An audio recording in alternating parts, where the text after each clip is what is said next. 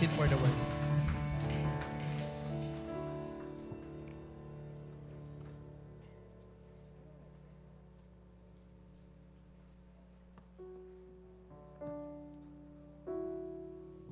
Praise God.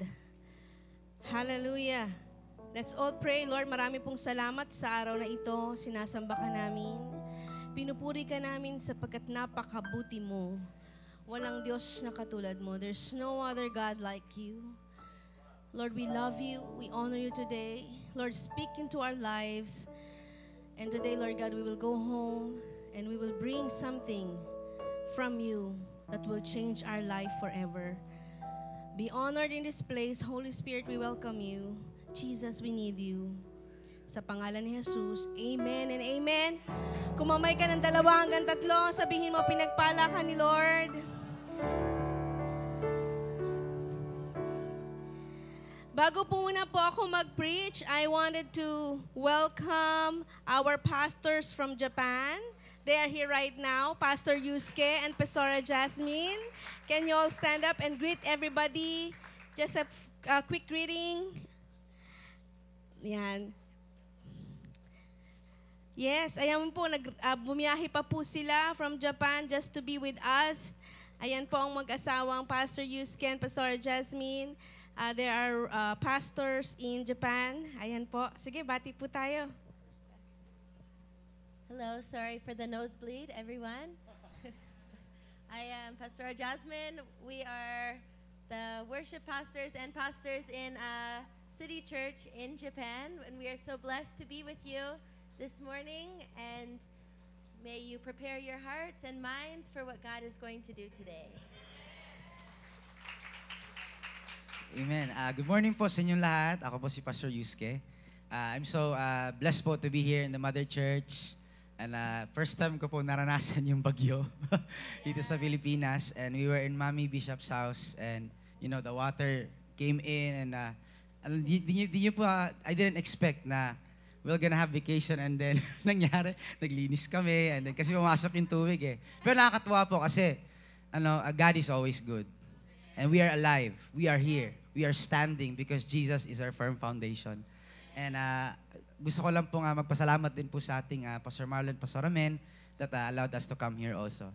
So have a blessed day po today. I believe God will speak to us from the heart of God. And so let us open our hearts. Yun lang po. Maraming salamat po for welcoming Amen. us. This is our second family already. We are not just a guest. We are also your family also in the Spirit. Maraming salamat po. Thank you, God bless Pastor you. Pastor Jazz. Maraming pong salamat. Alam niyo po, sa mga hindi po nakakalam, we have a church in Japan that we're always welcome to come to. And sa mga magmi-mission po sa Japan, just let us know. Pag may mission tayo sa Japan, sabihin niyo lang, Pastora, sama po kami because our pastors, Marlon and Pastor Amen, are always welcoming us. Ayun po, maraming salamat, Pastor. You are very anointed worship leader. Pati po si Ate Jasmine. So, kasama po nila yung kanilang 2 anak, si Judah and si Ezekiel. So, palakpakan natin ang Panginoon. Ang sarap ng maraming pamilya sa iba-ibang bansa. Pero ngayong araw na ito, sabi mo sa katabi mo, mangungusap ang Panginoon. While we are here right now, I want you to know that Pastor Booz and Pastora Ruth is with Pastora Men sa Hong Kong. At they are going to help start a church there, rebuild a church there. And kagabi po, Pastor Booz is not feeling well. Pero kung makita nyo sa kanyang post, my day, naka-wheelchair siya. Pero in good times, in bad times, in sickness, or in health, tuloy-tuloy pa rin tayo maglilingkod sa Panginoon. Amen? Yan na ang legacy iniwan sa atin ng ating daddy at mommy. May sakit o walang sakit, amen? Maglilingkod pa rin sa Panginoon. Kayong katabi mo, nandito pa rin yan. Diba? Sabi mo, kaya ka nandito. Kasi may tatak JTG ka. Diba? Kahit may mas sa tingin mo mahalagang pupuntahan or meron kang sakit at karamdaman, uunahin natin ang Panginoon. Amen? So, very short message lang po yung bibigay natin ngayong umaga, the keys to a life well lived. Marami pong paraan. There's so many keys, but I'm just gonna share few of the keys how to live a well life, okay? So, alam niyo po, kailangan ng mga Kristiyano, ang ating paglalakad sa Panginoon ay sigurado at hindi alanganin. Kailangan ng tinatakbo natin sa buhay natin, nung ma-receive natin ng Panginoong Yesus, ay hindi na alanganin. Kailangan sigurado lagi. Amen. Sabi mo sa katabi mo, ang buhay mo ay paganda ng paganda, paangat ng paangat, papogi ng papogi, payaman ng payaman, pabless ng pabless. Sabi mo sa katabi, magkakabahay ka na. Bago ka magkabahay ng physical, kailangan mo ng tahanang spiritual. Pag napagkatiwalaan ka ng Diyos sa spiritual home mo, hindi mag-aalanlangan ng Diyos na bigyan ka ng bagong bahay na titirhan. Pero alam mo, wala akong nakitang lingkod ng Diyos na nag-serve with all their hearts na walang matirhan. Laging nagpo-provide ang Panginoon. Amen? Kaya nung bagyo, although yung iba sa atin ay natangay ang mga bubong, meron ba ditong natangay ang mga bubong? Sira ang mga dingding? Pero nananatiling nakatayo. Ang mahalaga, we are well protected. Amen. Salamat sa Panginoon. Palakpakan natin siya. Amen. If we want to live a life of purpose, in Psalms 34:1-4, ang sabi po dito, I will bless the Lord at all times. His praise shall continually be in my mouth. My soul will make it boast in the Lord. The humble will hear it and rejoice. Oh, magnify the Lord with me, and let us exalt His name together. I sought the Lord, and He answered me, and delivered me from all my fears. Amen? You know, when you begin to praise God, when you begin to worship God, when you begin to exalt His name, that is the key to our deliverance. That is the key to our salvation. He delivered us from all our fears. So if you want to have a life that is well-lived, unang-una, meron po akong ilang mga right pattern. Una, you have to have the right atmosphere. Sabi mo, right atmosphere. In our lives, so that we can walk in, get right with God, and live a life that is well-lived and in purpose, we have to have the right atmosphere. And what is that atmosphere? An atmosphere of praise. You know what? Emotions create atmosphere. Di ba pag pumunta ka sa kwarto na may nag-aaway, yung nababago yung atmosphere? Pag masok ka sa kwarto mo nagkakagulo, ano ba ito? Aalis ka. Sino rito yung sa tahanan may nag-aaway, aalis ka? Di ba yung mga anak, pag nag-aaway ang magulang, iiwas, labas na lang? Di ba? Because kung ano yung atmosphere, kung ano yung nangyayari sa isang kwarto, yun yung nagiging vibes. Hello? Kapag merong natatakot, if someone is afraid, yung room na yon ay magiging malungkot at walang pag-asa. Kung nasa ang atmosphere ka, madadamay ka. But we have to have the right atmosphere, and God responds to atmosphere. And hindi tayo thermometer. Ano ba yung thermometer? Thermometer is an instrument used to measure temperature. And we are not the one measuring the temperature. We are not the one finding kung nasa ng presensya ng Diyos. We are not the one trying to find where is the move of God. We need to be, as Christian, the thermostat. You regulate the temperature. We are the one who set the atmosphere. You set that temperature of your life. Hello, naget nyo ba? And that atmosphere is the atmosphere of gratitude, praise, worship. Hello? Hindi tayo yung nagfo-flow kung anong nangyayari sa paligid natin. Kung may problema tayo, hindi tayo, may problema ako ngayon. Ikaw magsiset, kahit may problema ka, hindi. Magpupuri pa rin ako sa Panginoon. Hello? May sakit at karamdaman ka. Ito na, dinidibdib mo, may sakit at karamdaman ako. di na ako makakatayo, ikakamatay ko na to. Yun na yun. Tinanggap mo na yung atmosphere mo. Pero hindi ganon. Ikaw ang naglilikha kung anong meron sa sarili mo, sa pakiramdam mo. If you want to have a life of purpose and well-lived, you create your atmosphere. And God responds to that atmosphere. Anong response mo? You praise the Lord. Oh, magnify the Lord. I praise His name. Gusto mong lumaya? Gusto mong ma-deliver kung anong meron man sa paligid mo ngayon? Alam mo, ang totoong Kristiyano, hindi tayo sumasang-ayon kung anong nangyayari sa paligid natin. Ang response natin ay laging tama. Hello? May isang kwento sa Bible, si Saul, si King Saul. Dumarating sa buhay niya ang darkness. Darkness will come to him. King Saul, na nasa kanya na ang title na pagiging king. Nasa kanya na ang mga kayamanan. But there are times depression will come to him. The evil spirit will come to Saul and he will enter into a dark place. You know, ang ginawa ni King Saul, he did something strange when that time come. He calls for David. In 1 Samuel 16:23, and come to pass when the evil spirit from God was upon Saul, David took on harp and played with his hand. So Saul was refreshed and was well, and the evil spirit departed from him. See, every time David will play the harp, the Bible said, sa kabila ng may depression, sa kabila na si King Saul ay nasa darkness, si King David hindi nagpapadala. Kinailangan siya sa panahon ng darkness, ng depression. At bigla siyang nag-worship. And every time he will play the harp, the Bible said the evil spirit will depart from Saul. And Saul will come back to a place of peace again. And all David did was fill the room with praise. All David did is play the harp and worship the Lord. And it changes the atmosphere of that place. Ang story na yun nasa Bible nyo, hindi nyo binabasa, basahin nyo. That story is in the Bible.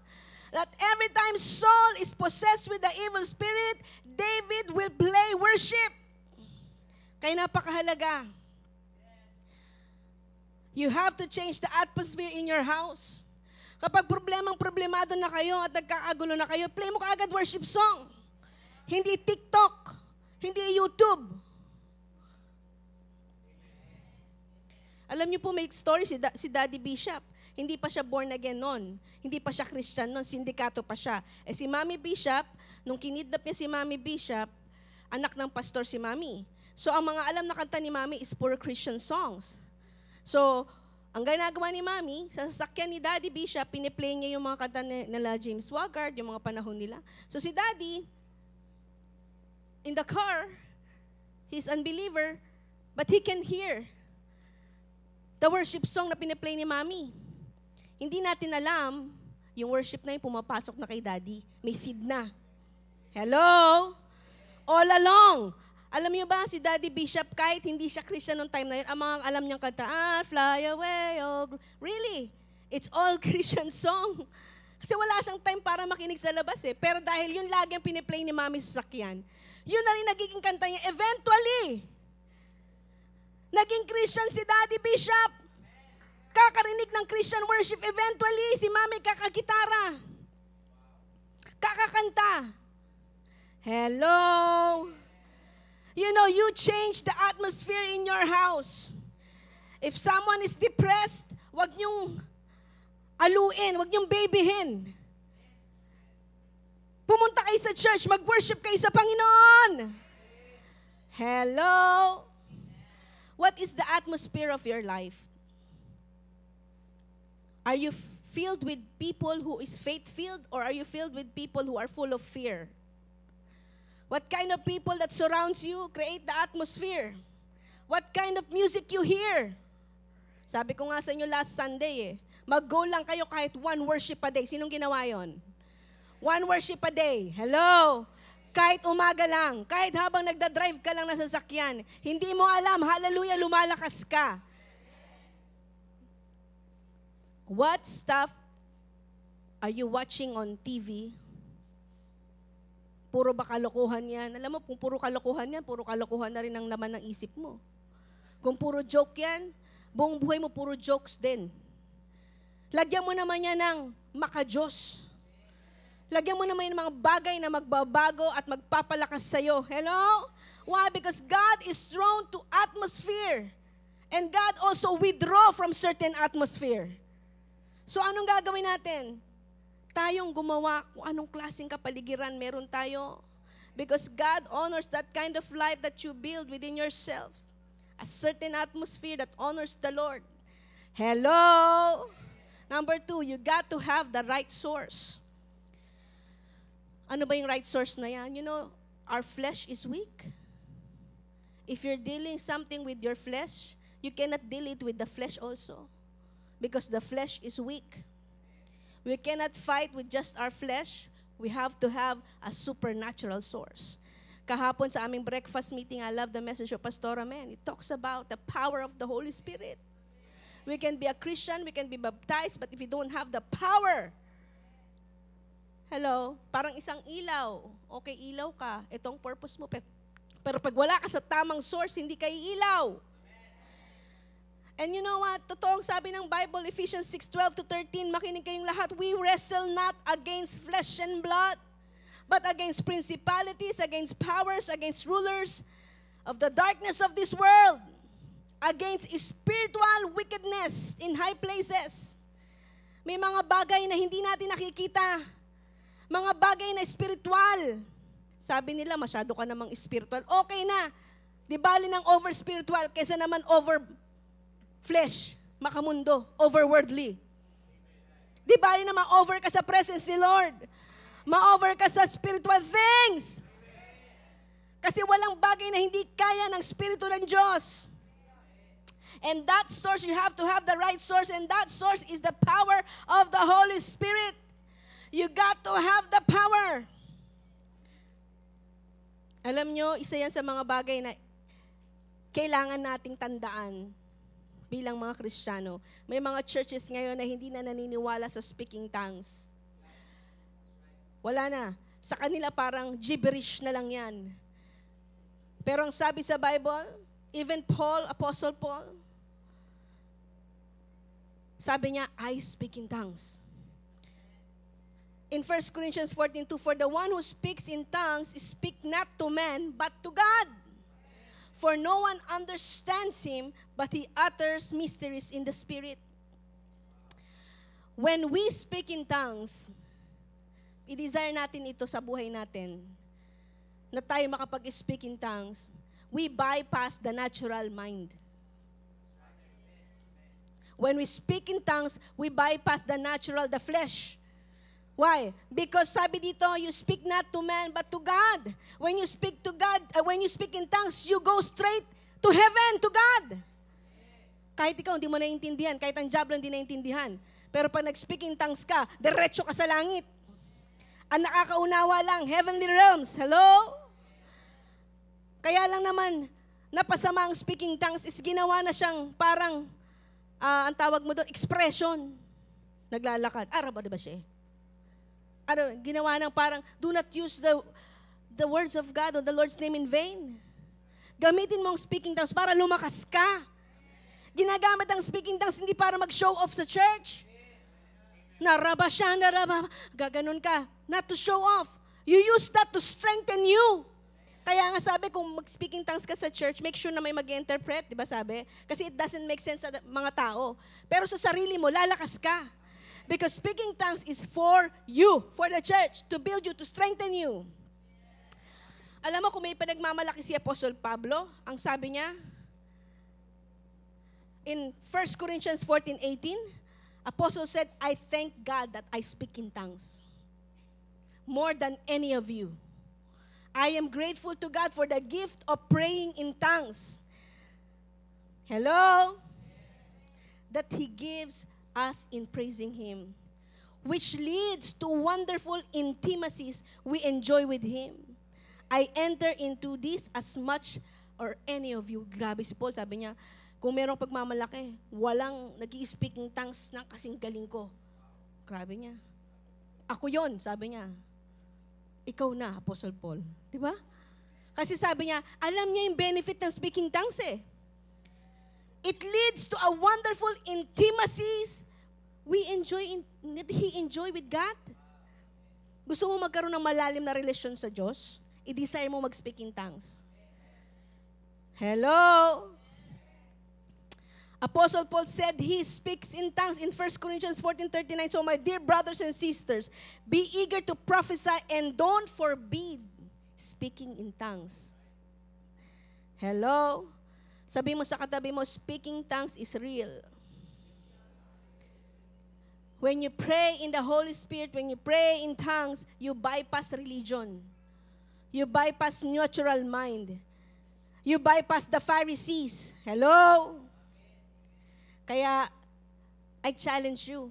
Hindi man today, kahit nasa kwarto ka, kahit nag-iisa ka, Lord, give me the gift of tongues.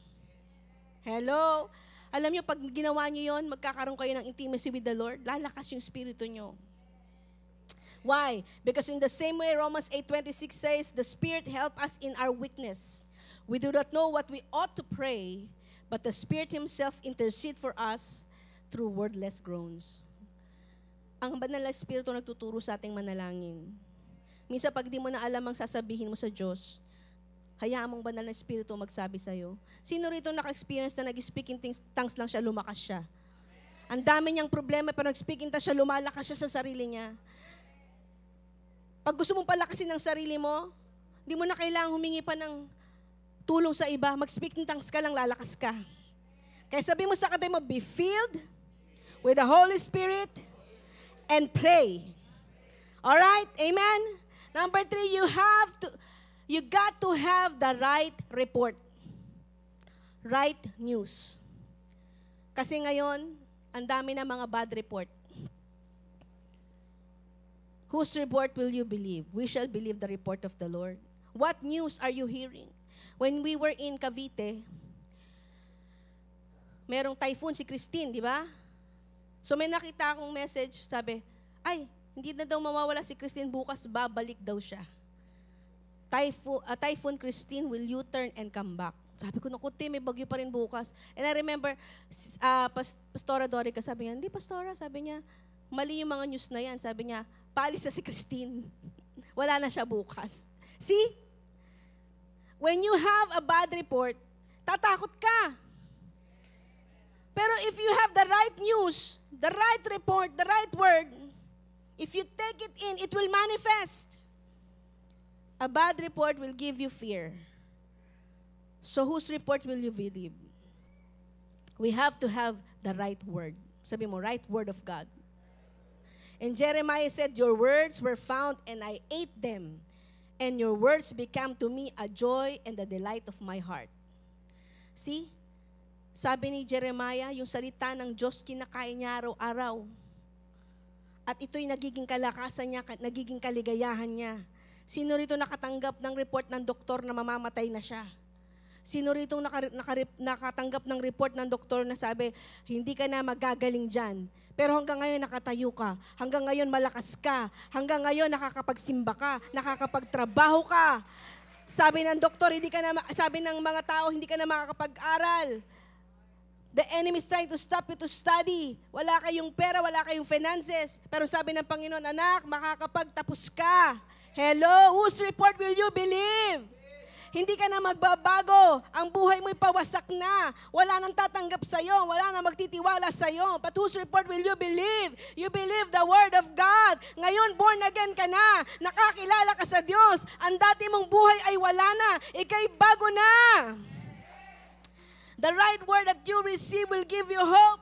The right word that you will receive will give you the right direction and the right purpose. Right information will get you the right answer. And the right word in every season is the Word of God.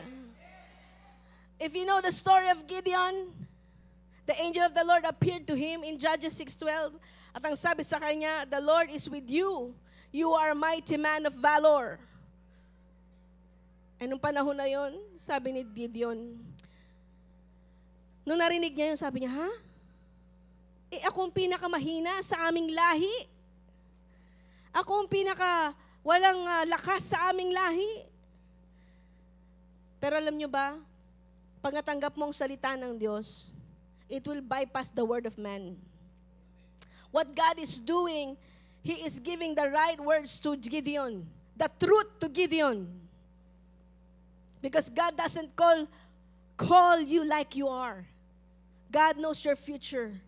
Tinatawag ka ng Diyos kung hindi sino ka ngayon, kasi kilala niya yung future mo.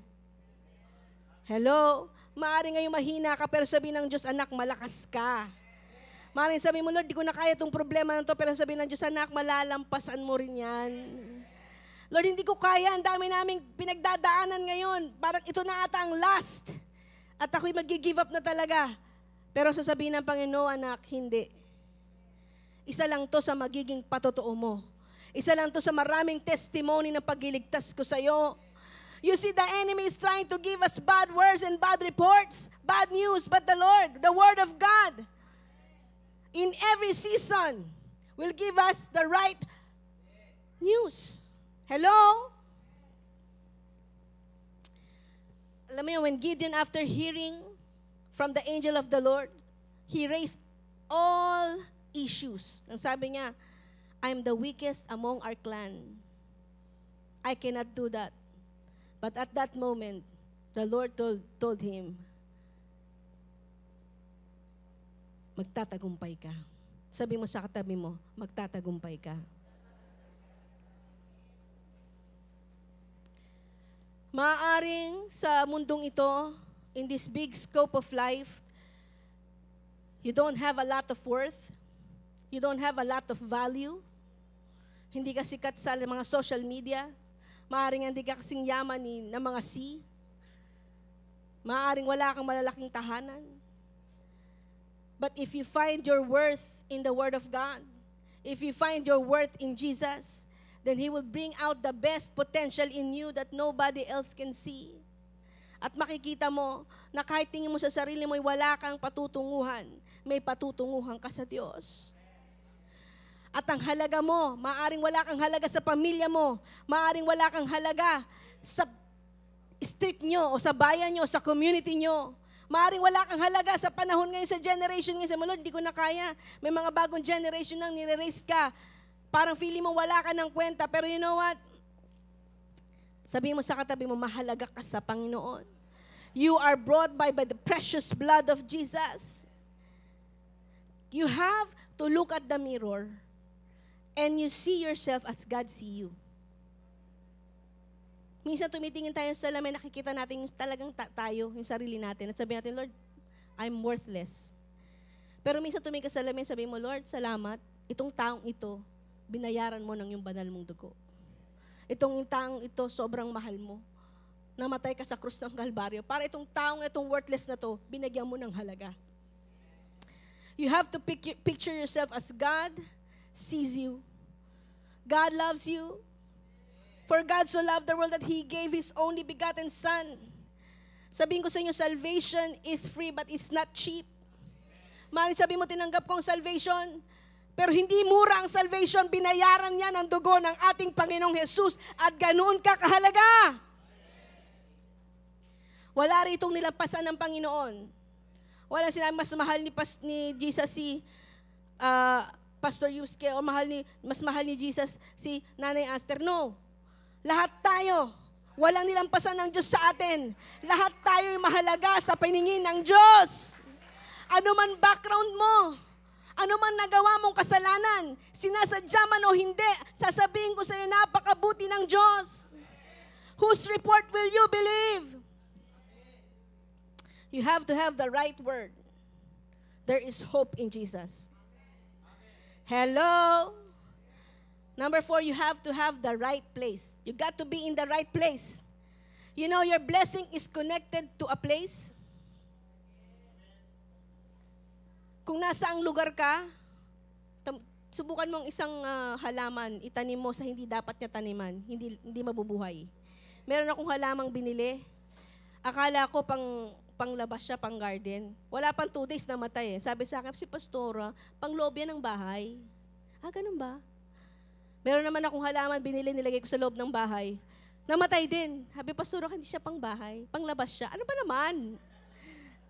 Ano ba talaga? Hindi po talaga ako magaling sa mga halaman eh. Imbes na ako nag-a-attempt, laging namamatay ang halaman. Pero kailangan malaman natin kung dapat saan tayo eh.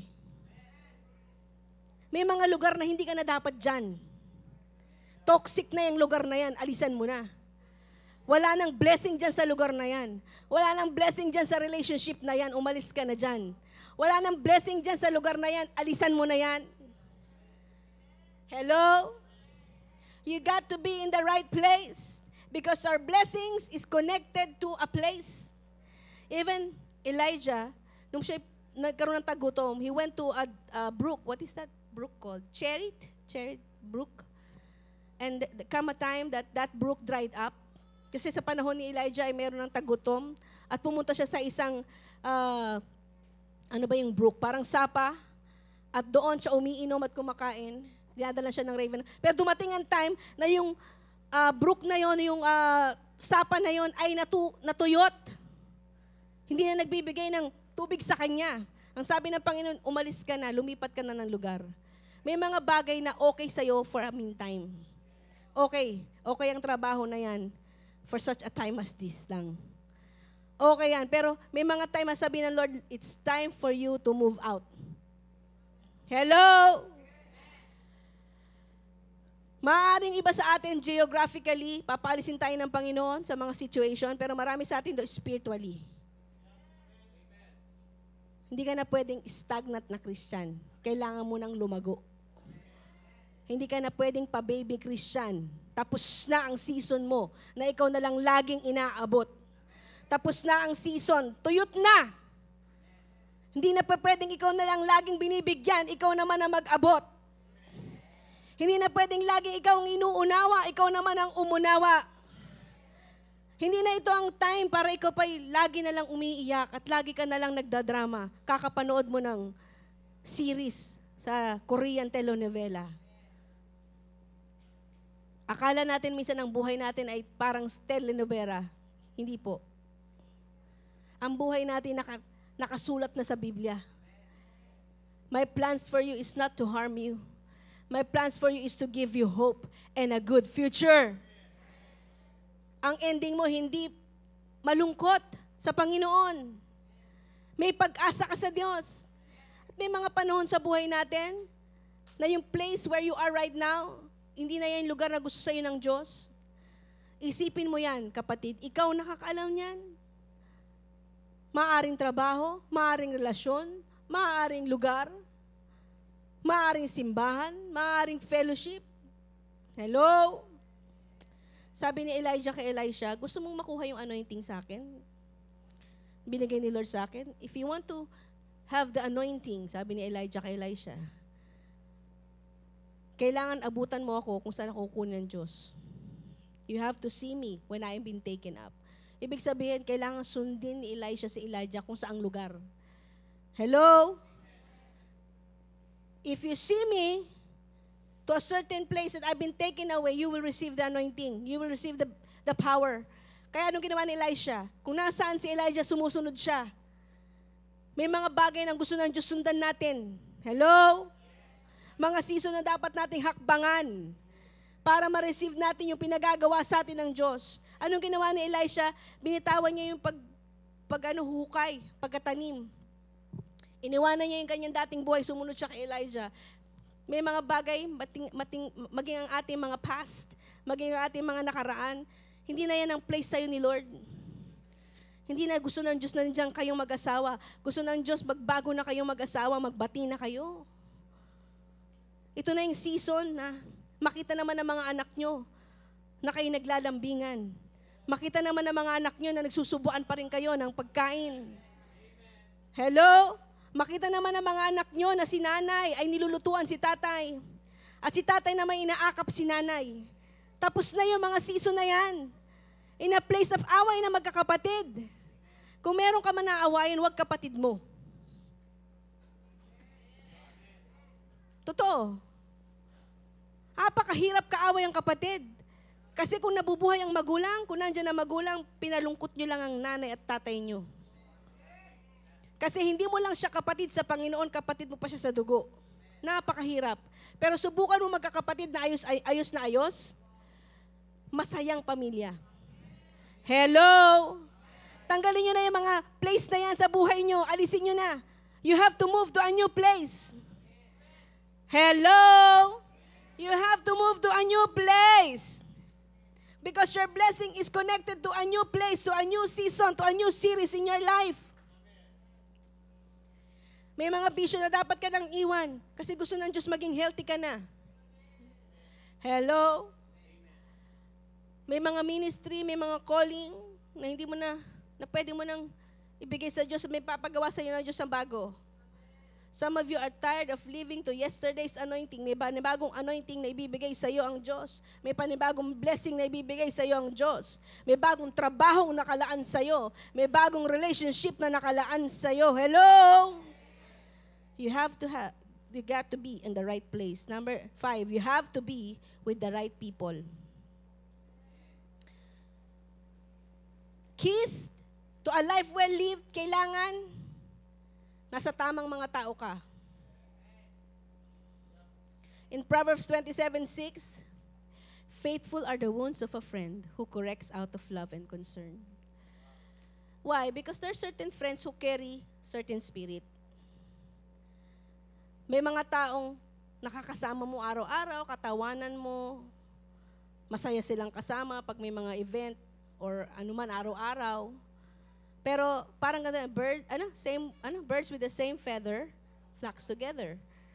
But you need friends who will be honest, who will be truthful, who will be right for you. Hindi lang yung kasama mo sa kasiyahan, hindi lang kasama mo sa mga dahil parehas kayo ng trip, hindi yun. Kailangan mo mga totoong friend na nagsasabi ng totoo sa'yo. Alam niyo ba, pag meron kang kaibigan na sinabihan ka, alam mo, yumayabang ka na. Huwag mong awayin yun. Bihira lang yun. Pag may lumapit sa'yo na kaibigan, alam mo, kapatid, meron akong gustong sabihin sa'yo. Sabi niya, kahapon di ko nagustuhan yung sinabi mo. Dapat di mo sinabi yun. Huwag kang magtatampo sa ganun. Balikan mo yan. Ano kaya yun? Kasi may kaibigan ka nagpapaalala sa'yo. Minsan yung mga taong nagiging honest sa'yo, yung pa iniiwanan mo. Eventually, maisip mo, tama nga yung kapatid ko na yun, tama nga yung kaibigan ko na yun, ano? Hello? You need friends who will be truthful, who will be honest, who will be right with you. Why? Kasi may mga friends na malakas doon, mahina ka. Pag mahina ka sa isang bagay na yung kailangan mo ng kaibigan mo na malakas doon. You have to be connected to the right people. Someone na gusto mong puntahan na nandun na siya. Hello? Ang sarap nun, di ba?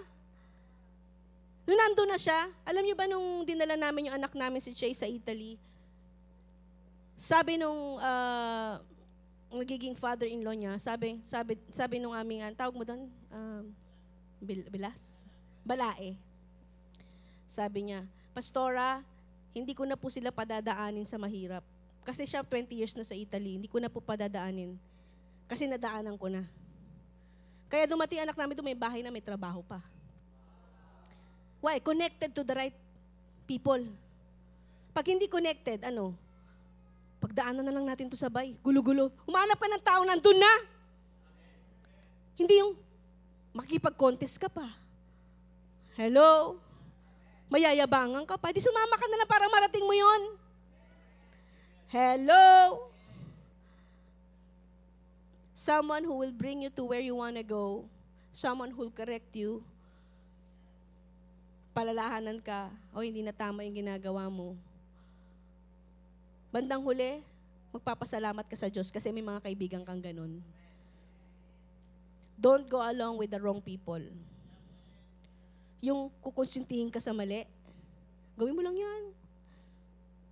YOLO. You only live once. Sige lang. Di ba?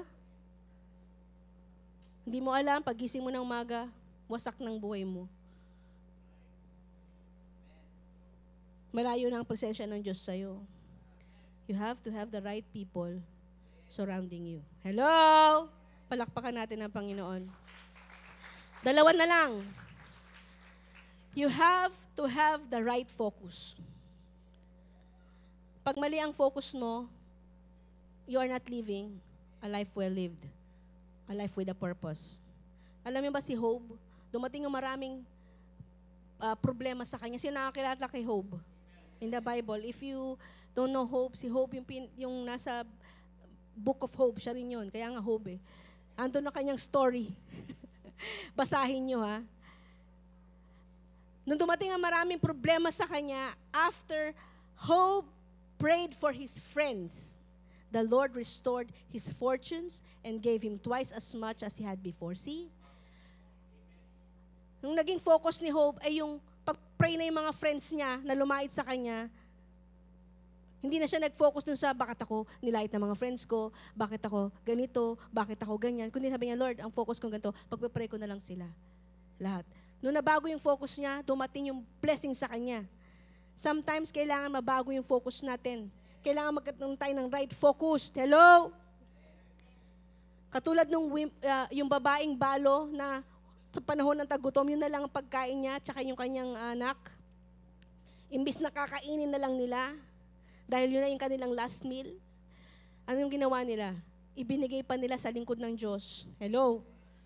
Nalaman nila itong tamang gawin. What you keep in your hand shrink, but what you put in God's hand multiplies. Nakinig siya, sabi niya, sige, bigay natin. Alam mo, nag-multiply.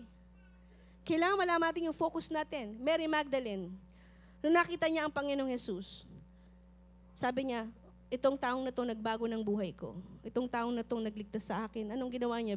Hinugasan niya yung paa ni Jesus. Kung magpo-focus siya sa mga sasabihin ng mga tao sa paligid, ay nako, yan na naman, nag-show off na naman tong babaeng ito. Sana yung pabango na yan ay binigay na lang sa mahihirap. Pero nag-focus si Magdalene, sabi niya, I will still focus my devotion to Jesus. I'm doing this for the Lord. Kaya, against all odds, against all the negativities, hinugasan niya ang paa ni Jesus at siya'y nag-worship. Ang sabi ng Panginoong Jesus, yung ginawa ng babaeng ito, hindi na kailanman malilimutan. You have to have the right focus. Against sa mga negativity na nasa paligid, huwag ka na magsimba, huwag ka na maglingkod sa Lord, wala naman nangyayari sa'yo. Huwag ka nang umatin ng church. Hello? Huwag mo nang gawin yan. Huwag ka na mag-offering, huwag ka na mag-tithes, huwag ka na mag-serve, huwag ka nang umawit, huwag ka nang sumali sa departments. Alam mo minsan, ang kaaway gusto lagi malayo ka. Anything na naglalayo sa'yo sa Diyos, pigilan mo. Focus your devotion, your love for God. I-focus mo sarili mo sa pagmamahal mo sa Diyos. Paano mo siya mapaglilingkuran? Ano mang paraan, kahit wala sa stage.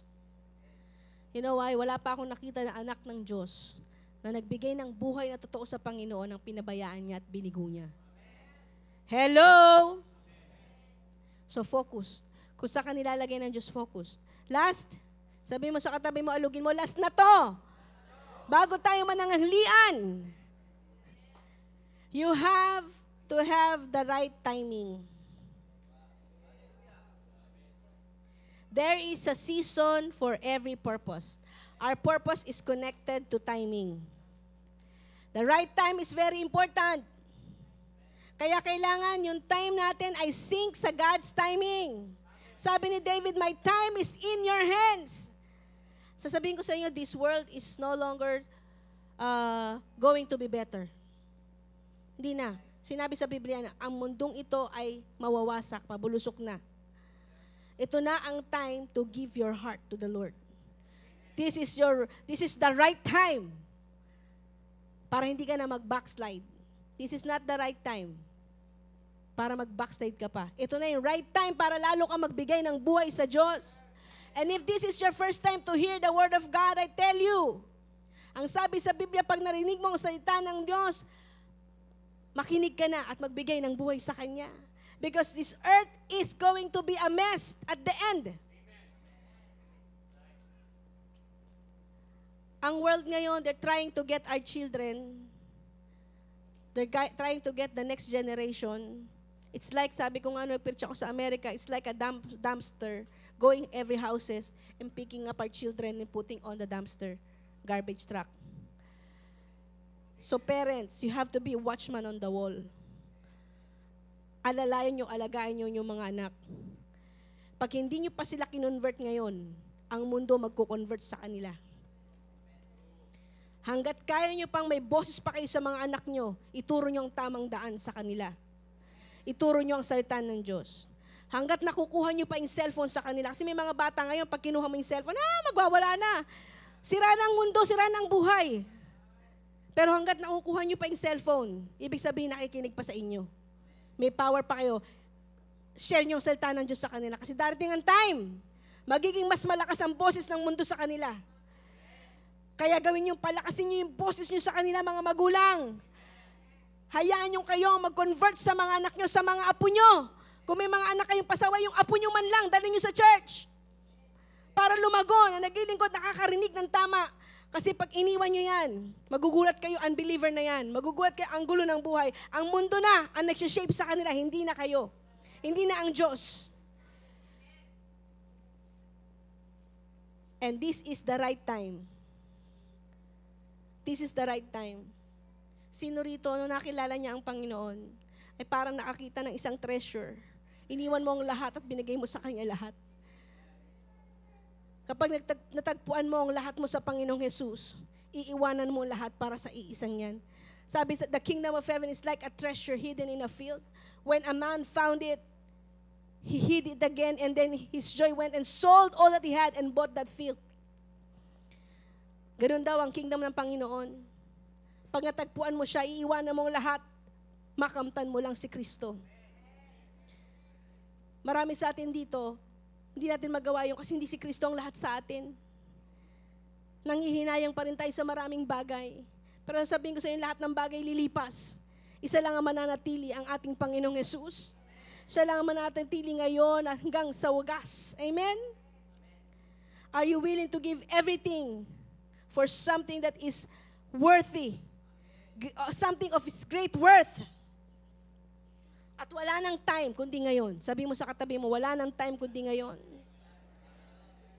Hindi na ito ang time para mag-away-away. Hindi na ito ang time para mag-competition. Hindi na ito ang time para mag-division. Ito ang time para lalo malaganap ang salita ng Diyos. Ito na ang time para lalo mong ibigay ang buhay mo sa Panginoon. Ito na ang time para maglingkod ka sa Diyos. Huwag mo nang hintayin na nasa banig ka ng karamdaman. At sasabihin mo, Lord, pagalingin mo lang ako, maglilingkod ako sa'yo. Huwag mo nang hintayin yun. Hanggat malakas ka, hanggat may boses ka, hanggat nakakatayo ka, maglingkod ka sa Diyos. Hello? This is the right time. Sabi doon, there is an urgency in this season. Today, if you hear His voice, Hebrews 3:15, do not harden your heart. There is an urgency in this season. This is the time of the favor of the Lord. And this is the time of salvation of the Lord. Darating ang time at hindi mo na maririnig ang tinig ng Diyos. Totoo yun. Darating ang time, wala na mag-share. Sabi nga ni Mami in the last days, hindi mo na maririnig ang totoong salita ng Diyos. Maraming salita, pero hindi totoong salita ng Diyos. Pero pag naririnig mo ang totoong salita ng Diyos, huwag mo nang patagisin ang puso mo at sumunod ka na sa Kanya. If you want to have a life well lived, then this is the time to get right with God. Tayo pong lahat ay tumayo. Lord, we thank you, we honor you, and we bless you. Salamat, Panginoon. Napakabuti mo. Taas po natin ating mga kamay.